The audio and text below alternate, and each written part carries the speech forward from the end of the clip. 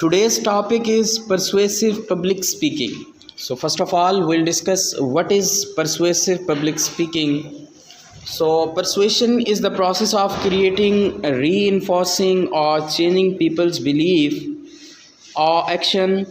And persuasive speaking represent a conscious attempt to influence that beliefs, attitudes, values, and sometimes the actions of listener. When a speaker speaks to persuade, he acts as an advocate. His job is to get listeners to agree with him. His goal may be to defend an idea, to refute an opponent, to sell a program, or to inspire people to action. Because persuasive speakers must communicate information clearly and concisely. They will need all the skill required for speaking to inform, but they will also need new skills that take them from giving information to affecting their listeners' attitude, beliefs or actions. हमने पहले बात की थी oral communication की, जिसमें हमने oral communication के अंदर उसको रिटन के साथ कंपैरिजन भी किया। फिर हमने importance of oral communication discuss किया। फिर हमने ओरल कम्युनिकेशन के 7 C's पढ़े। ठीक है, आज हम बात कर रहे हैं persuasive public speaking. So in public speaking, when you will go in public for the sake of any sort of inquiry, for the sake of any sort of program, for the sake of any sort of like you are going to convey any sort of message, you are going to sell anything in the market, and you are going to preach anything in the market or something like that. जब आपने market में जाना है या लोगों में जब जाना है, तो आपने लोगों के साथ उनको अपनी तरफ माइल कैसे करना है। that is the beautiful that is the beauty of speaker, कि वो किस तरह अपने लिसनर्स को, अपने ऑडियंस को अपनी बात की तरफ क्या कर लेता है, कन्वे कर लेता है। फॉर एग्ज़ाम्पल आपने देखा होगा ये घरों में या कहीं देहातों में जो है ये आए होते हैं मुख्तलिफ़ किस्म के चीज़ें बेचने वाले। आपने देखा होगा मोटरसाइकिल के ऊपर सामान रखा होता है, और अगर देहातों में आते हैं तो वो पूरा दिन जब एक देहात में दाखिल होते हैं तो सारा सामान बेच के वापस निकलते हैं। How on the other hand, अगर आप देखें एक बड़ी दुकान वाला है और वो उसने लाखों रुपए लगाए हुए हैं, उसने बोर्ड भी लगाए हुए हैं, उसने चीज़ें भी चमका के रखी हुई हैं। ठीक है, वहाँ पे अगर आप देखें एज़ कम्पेयर टू अदर, तो वो हो सकता है रश कम हो, आपको नज़र आए।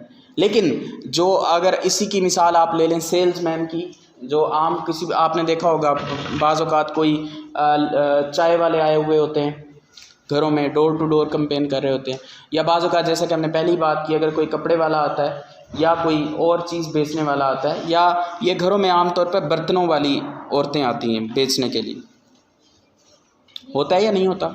सो वो अपनी बात को कम्युनिकेट कैसे करती हैं और वो पब्लिक के अंदर अपनी मैसेज को कैसे कन्वे करती हैं, ये हमने देखना है। ठीक है, तो इसके अंदर जो हमारा स्पीकर है, या जो भी हमारा एडवाइज़र है, या जो भी हमारा कम्युनिकेटर है, या जो भी मार्केटर है, वो अपनी ऑडियंस के साथ कन्वे कैसे करता है, अपने स्टाइल से, अपने एक्शन से, अपनी बातों से।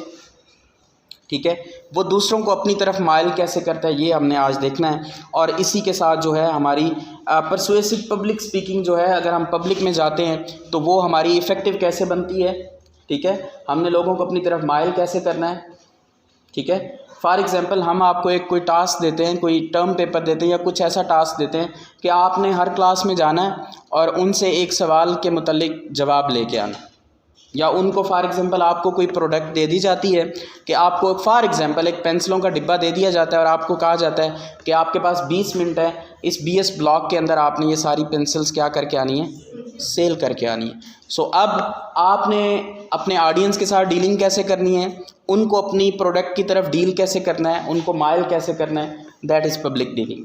ठीक है, तो इसमें आपकी मुख्तलिफ़ चीज़ें मैटर करती हैं, आपका वे ऑफ टॉकिंग भी मैटर करता है। ये जो हम पहले पढ़ते आए हैं कि आपकी बॉडी लैंग्वेज, आपका स्पीकर का अंदाज़, ये सारी चीज़ें अब आके इकट्ठी मिल रही हैं। ठीक है, जब आपने पब्लिक में जाना है तो तब आपने लोगों के साथ कम्युनिकेट कैसे करना है, उनको अपनी तरफ माइल कैसे करना है। ठीक है, तो जितनी अच्छी आपके पास स्किल्स होंगी, जितना अच्छा आपको तरीका आता होगा, उतना अच्छा आप अपने लिसनर्स को क्या कर सकेंगे, अपनी तरफ माइल कर सकेंगे।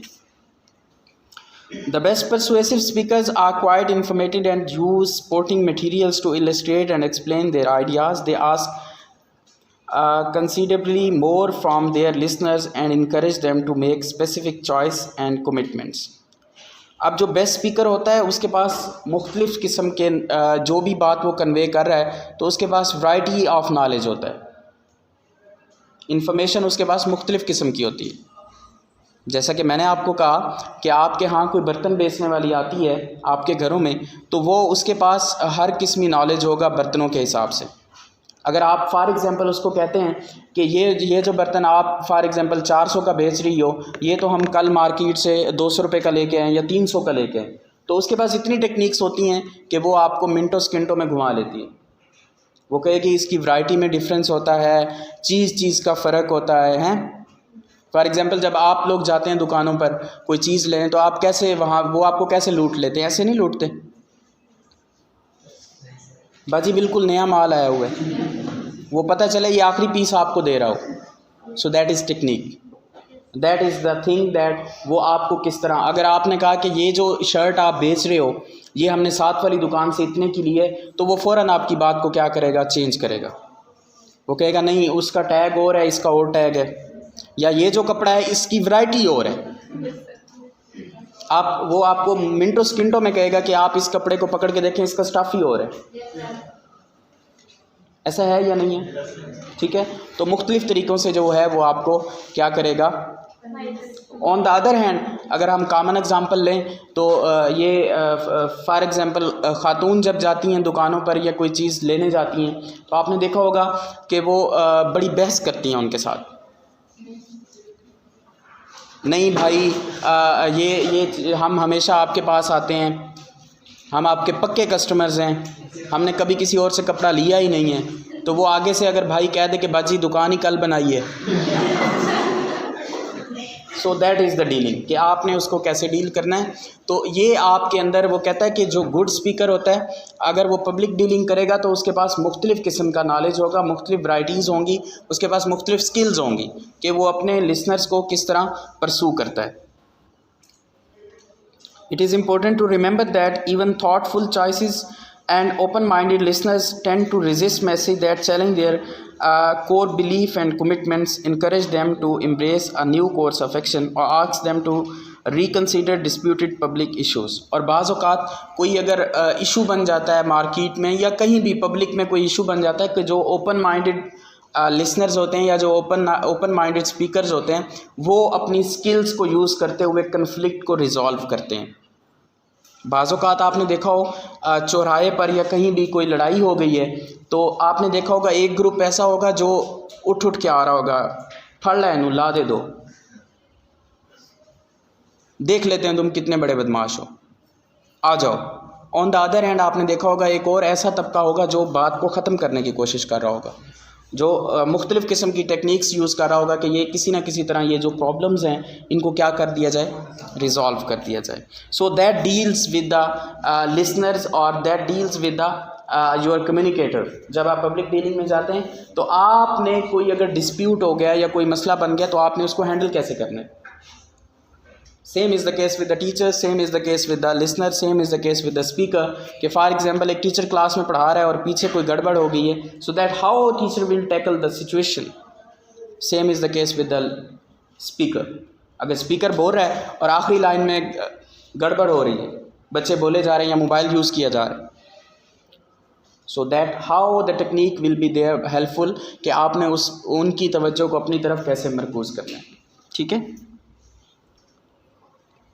When a speaker change entail risk, the dimension of ethos involving competence and character become progressively more important, as do appeals designed to ask listener to feel as well as think about the speaker's topic. Persuasive speaking can and often does influence the lives of other people. Therefore, ethical burden of a speaker becomes especially high, no matter what the speaking situation.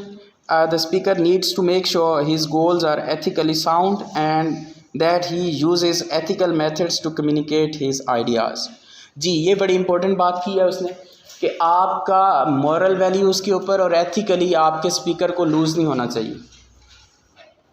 आप public dealing जब करें, चाहे जिस तरह का भी आगे बंदा है, आपने उसको अपने मॉरल इश्यूज़ या मॉरल वैल्यूज़ को डीरेल नहीं होने देना, ठीक है। किसी की ज़ात को नुकसान पहुंचाने के लिए आपके जुमले जो हैं वो इस्तेमाल ना किए जा रहे हो। हमने क्या पढ़ा था, ओरल वो 7 C's ऑफ ओरल कम्युनिकेशन में एक हमने पढ़ा था कि किसी की ज़ात के ऊपर आपने क्या करना है, कमेंट नहीं करना, इस तरह का कोई बात नहीं करनी, आपके स्पीकर की तरफ से ऐसी कोई बात नहीं होनी चाहिए जो किसी की ज़ात को क्या पहुंचाए, नुकसान पहुंचाए।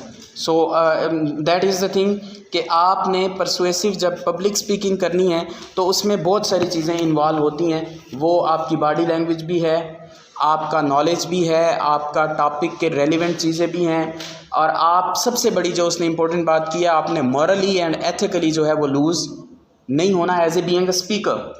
Either you are when you are here to present a topic, so you should be there in the limits, that if you are going to talk on a topic, your moral and ethical values should be there, ठीक है। Same is the case with the speaker कि सबसे important जो चीज़ है कि वो आपके moral और एथिकल जो वैल्यूज़ हैं उनको डिरेल नहीं होना चाहिए।